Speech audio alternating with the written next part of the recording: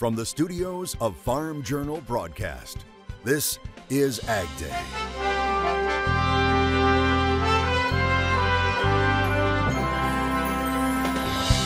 Where technology and comfort go hand in hand. So we try to make everything as comfortable for our people and as comfortable for our animals as possible. Meet another of this year's Milk Business Conference Award winners as dairy producers look for higher prices. Could 2024 be a better year?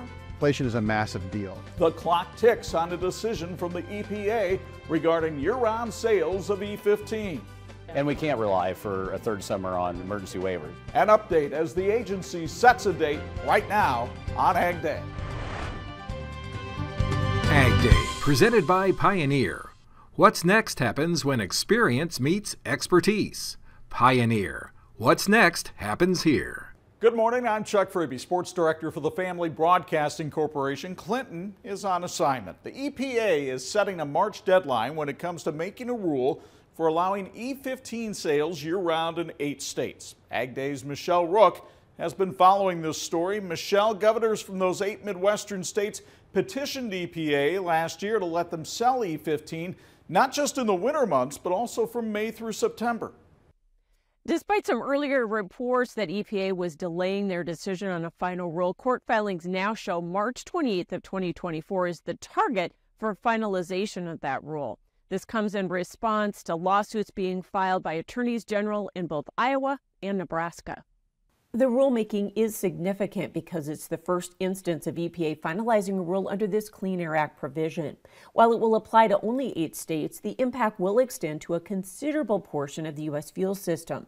And officials say it's needed because the last 2 summers, EPA issued nationwide emergency waivers every 20 days to allow E15. And we can't rely for a third summer on emergency waivers. I mean, if the world is still in the state it is the last 2 summers, then so be it. But I think most of us would prefer it's not, and the administration has been pretty vocal that they do not plan to do that again. However, White says to avoid a patchwork of rules, it's imperative Congress pass a nationwide law allowing year-round E15 sales.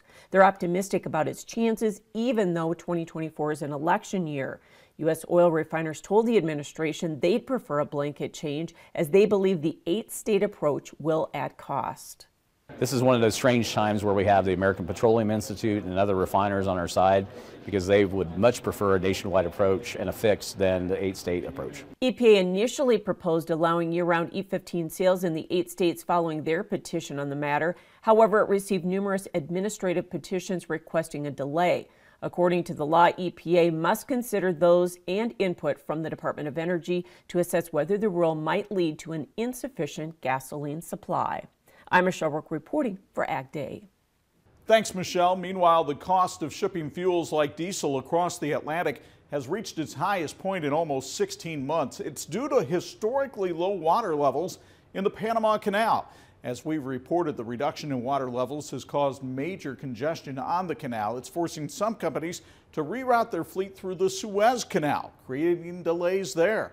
The Panama Canal normally handles about 36 ships a day, but it's gradually reducing the number of vessels to 18 a day by February to conserve water as it moves into the dry season. It's been reported some ships have had to wait as long as 20 days to get through the canal this year. It's a tale of 2 weather maps, with rain in the eastern half of the U.S. and snow in the west. Meteorologist Matt Engelbrecht has more. Yeah, and really it all comes down to where the moisture is located regarding that half and half situation across the United States. Now, a trough is going to dig out in the Pacific, and then what that's going to do is ride up over a ridge next week. So you start to see more of the white and the purple, the deep purple in and across parts of Oregon and Washington. When I hit this button into Saturday, Sunday, and Monday, that is going to continue to be one of those situations where we're going to combine some energy with the moisture, putting down a good amount of snowfall on the higher elevations. Great for kind of that first push into skiing, snowboarding season out there on the West Coast and in some of the mountains. The other part of this is as that energy comes down north to south and lifts to the northeast, you do have the chance of some snow developing across the United States. Otherwise, majority of the area in the United States is going to stay pretty dry. Take a look at your screen here, Texas, courtesy of Scott Fred. Beautiful shot as that sun starts to go down. Overall, it's been a great way to end the harvest day when you have an image like that. They're harvesting some cotton, sharing what he calls another nice sunset. It sure is. I'll have more in your forecast coming up. The number of bird flu cases is once again on the rise. The latest, a significant outbreak confirmed on an egg farm in northwest Iowa. It involves more than 1.6 million hens. The outbreak now the largest in the U.S. so far this season. In November alone, approximately 5.75 million birds have been affected. It represents a substantial rise from the 1.37 million reported in October. The states most heavily impacted by the recent outbreak in the last 30 days include Minnesota, Iowa, Ohio, and Oregon. In Iowa, infections this year are occurring at a rate 3 times higher than those detected in October, November, and December of last year. Tyson is unveiling one of its most automated plants to date. It has officially opened a new $300 million fully cooked food production facility in Danville, Virginia. It features high-speed automated case packing lines and high-speed robotic units for putting the food onto pallets before it's shipped out. Tyson says it also includes a product inspection process that uses metal detection, X-ray, and vision grading to ensure high-quality products. Workers in the facility are also equipped with armbands to help protect worker health and safety. The plant employs nearly 400 people. Corn and wheat rallied on Thursday with pressure returning in cattle. Michelle Rook is back with a look at what drove those markets next. And later, our coverage of this year's Milk Business Conference continues. We have an update on price pressures and when farmers could see some relief. And check out the latest in technology that's winning one dairy producer top honors. And why not take a minute this morning to sign up for the Case IH Holiday Giveaway? Each lucky winner will get a Case IH prize pack full of great gifts. We'll announce the winners just before Christmas here on Ag Day, and then the grand prize winner will be announced just before the holiday on U.S. Farm Report, and they'll win a Farm All Seed pedal tractor. To enter, head to the website on your screen, caseihholidaygiveaway.com. A bit of a turnaround for corn finally on Thursday. Michelle Rook is back with more on if corn can end the week on a positive note in markets now. Grain and livestock futures mixed on Thursday. Oliver Slope Lillian Futures joins us. We did have an update on the corn, though, out of all of that, Oliver. And, let's talk about that market. Did we see good exports push that market, or was it just a fact we saw some liquidation ease here getting into first notice day? Well, I think both of those things. Then you add in the fact that it was the end of the month as well. So funds who've had a very large net short position for some time, maybe covering some of those positions as we round out the month. Their net short position, 185,000 futures and options contracts as of the most recent Commitment to Traders report. That's the biggest net short position since the summer of 2020. So I think you saw some covering. And that export sales number this morning was just phenomenal, which I think was a tailwind to spur some of that covering. We saw export sales come in at about 1,927,000 metric tons. That is a marketing year high, up 35% from the previous week and 54% from the 4-week average. So some good tailwinds to round out the month, but it's going to be important going forward that this week's export sales number isn't just a flash in the pan. We need to see some consistency there for this market to have a real shot at marking a longer-term low. Yeah, the big question is, are the lows in corn, do you think? Well, that's the million-dollar question. I tend to think that a short-term low is in. Does that mean the market is just going to run away higher? I don't think so. I think there's still a lot of barriers for this market fundamentally and technically. Cattle market back down on Thursday, Oliver, but do you think the lows are in here? I think the move lower to round out the month, I think, was actually halfway constructive. We got the market right back to where we broke down from last Friday. I think it was natural for the futures to stall out there and see a little bit of a lower trade. The fact that we were able to mark a higher low, I think, is really what's encouraging. And one of the things that we were concerned about really through the bulk of the summer was the risk of long liquidation. We saw funds holding a net long position north of about 120,000 futures and options contracts.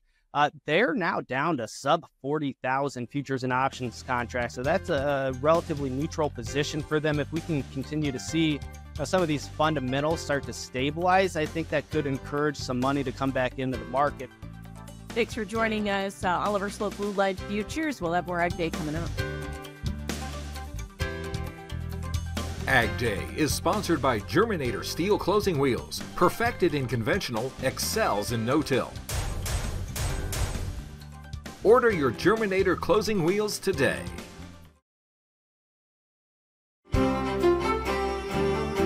Yeah, I wanted to jump right into what's going on with the jet stream and kind of give you that overall pattern where we're heading. And really, it's all about the ridge. Much like what we had in the summer with some of the extreme heat, a similar pattern is setting up. Not necessarily extreme heat, but above average high temperatures for an extended period of time. So here's a look at the jet stream on Friday. Starting to see a ridge back down here to the bottom right-hand corner of your screen. But more importantly, now what's going to happen through the weekend, Saturday and Sunday, is we're going to pick up a lot of Pacific moisture that's going to combine with a few pieces of energy, bringing that snow to the higher elevations, but also some rain into Portland and Seattle. Well, watch this energy come up over that ridge and come right back down here. So it's going to be a bit of a shallow trough. If we were talking a significant snowfall for a large portion of the United States, what you'd want to see is this to dig down to the south, pick up some Gulf moisture, and come back up to the north. That is more of a January, February type snowstorm for the East Coast. This is going to remain pretty shallow because of the strength of this ridge and the strength of that one over there. So rather than cut down and pick up a lot of moisture, it isn't really going to deepen or develop until it gets out over the Atlantic. And that's when some of the higher snowfall totals, possibly even some rain, will come into play. So that's the first one. Now this is the jet stream on Tuesday. That one moves out Sunday and into Monday with another shallow kind of clipper system Tuesday and Wednesday, which once again doesn't dive all that deep. When it does, it's already past its main moisture source, which is the Gulf of Mexico. So while this does dive down to the south, it really doesn't happen until after it leaves the East Coast. That is worth monitoring, though. If anything starts to shift and it starts to dig earlier on Tuesday or Wednesday, then you could be looking at picking up enough moisture to possibly impact the East Coast with some rainfall and some snow. Otherwise,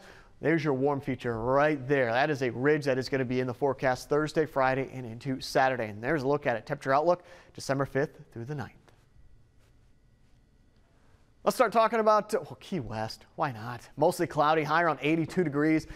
Corvette top-down type weather. Ottawa, Ohio, 46 degrees, low of 42.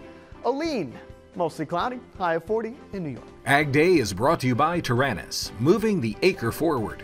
Every acre tells a story. Find yours at acreforward.com. That's acreforward.com.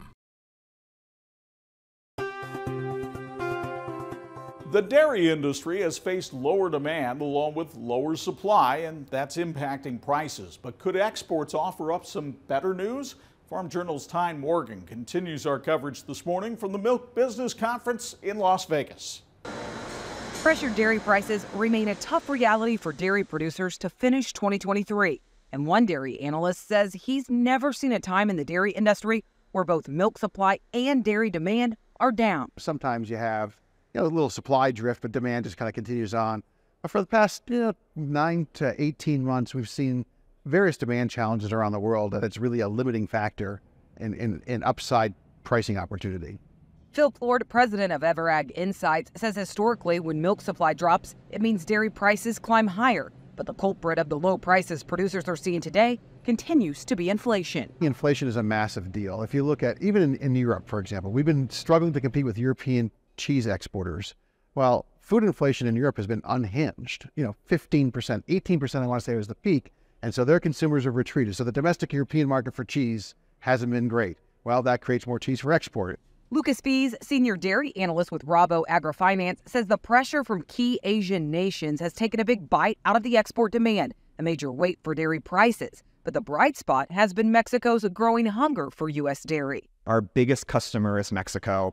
We saw Mexico have a really tremendous year this year, and we do see that continuing into the new year as well. There's, maybe some signs of questionable demand, but on the surface, the sheer amount of volume that Mexico is purchasing is continuing to support U.S. dairy market. Another factor that could fuel better milk prices, declining milk production numbers not only in the U.S., but abroad. For the first time in a long time, we're not looking at overwhelming or burdensome milk supply from any of the key regions, really. We're lower in the US, we're lower in the European Union, we're down in New Zealand. There is no wall of milk coming at us. With possible stability in interest rates and a forecast for cooler inflation, the dairy industry is hopeful 2024 will produce more profits than the negative margins many saw in 2023. Reporting from the Milk Business Conference in Las Vegas, I'm Tyne Morgan for AgDay. Thanks, Tyne. Up next, our coverage of this year's Milk Business Conference continues. We'll take you to a dairy where cow comfort is king and technology leads the way.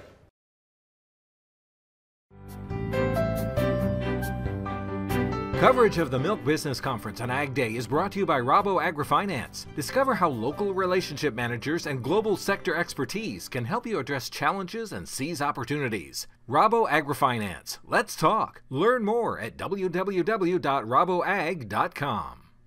65 employees, 2 milking sites, and 3 parlors milking 6,200 cows. It's a lot to oversee. But one man makes it look a lot easier thanks to adapting to new technology. And that's why, as AgDay's Clinton Griffith shows us, he's this year's Milk Business Conference Leader in Technology Award winner. It's another busy day at Pagel's Ponderosa Dairy in Kewaunee, Wisconsin. So we try to make everything as comfortable for our people and as comfortable for our animals as possible. A mantra the family has been following since the early days of this operation. In 1946, our grandfather returned from World War II, and him and our grandma borrowed some money from a neighbor, and we started with 8 cows and some pigs and some chickens. Today, the farm milks thousands of cows across multiple locations, and technology is a big part of the day-to-day. Our dad and our grandfather were both very aggressive, using of technology. I love standing up here on the platform, watching the rotary go around. You see the cows milking, you see them chewing their cud. Anytime a cow is just standing there relaxed chewing her cud, you know she's feeling good. That makes you feel good. From the beginning, the goal and the dream of John Pagel was to be the best. We wanted to grow, we wanted to make our farm one of the top in the country. And so what we did is we learned from the best people in the industry to do the best job we could do to take care of our cows the best that we could. That was John in 2017 when he was a finalist for Top Producer of the Year. A year later, he and son-in-law Steve Witzpollock and a pilot were lost in a plane crash in Indiana. His vision for the farm and his family lives on. The one thing that John, helped teach us and that we're able to carry on is putting the cows first and taking the best care of the cows that we can. Chris Seidel joined Pagel's Ponderosa as a nighttime milking technician in 1995. Today, he manages both the Pagel Ponderosa and Hilltop Farm dairies, overseeing 3 different parlors and 65 employees. Just anything that will reduce stress and make them more comfortable is the key for us. That means reducing headlock times, giving cows more time to walk and lay down, utilizing comfortable flooring, rubber mats, and clean bedding. So in the past we would have people outside to separate the cows that we need, and now the sort gates we can type into the dairy comp system that talks to SCR, which talks to the sort gates, and we're able to automatically separate cows that we need. A system built by Parlor Boss and Sense Hub work together in the rotary to allow the team to perform many herd management tasks while cows are being milked. When we started with the SCR collar technology, we started with it, and within 3 weeks, Chris goes, "All right, JJ, we're getting rid of spray paint." And I'm like, "Let's not get the cart before the horse." He goes, "It's the only way we'll know if it works." Out in the barn, temperature control systems help optimize temperature, keeping cows cool and fly-free. We have people from all over the country and all over the world that come in, and we like to help educate the people that stop by the dairy, and this is what's working for us and this isn't, and try to be honest with them and share the technology. Constantly looking at technology in other industries is also helping the team to innovate. They recently implemented a pulse needle-free disposable injector from the swine industry. They looked at wastewater treatment plants in city municipalities and tried a bedding dryer from the sawmill and wood industries. When we do the work day in and day out, you tend to think it becomes pretty routine. And then when we have opportunities like this or an award for Chris and the team like this, it tells you that maybe it's a little bit special here. A special place with a special bond, willing to attempt the unknown. I see a little bit of John in everything that goes on here still. Congratulations to Chris Seidel and the team at Pagels Ponderosa Dairy, winners of the 2023 Leaders in Technology Award. Thank you, Clinton. And Clinton will be back Monday. That's all our time. Thanks for yours. For all of us at AgDay, I'm Chuck Freeby. Have a great day.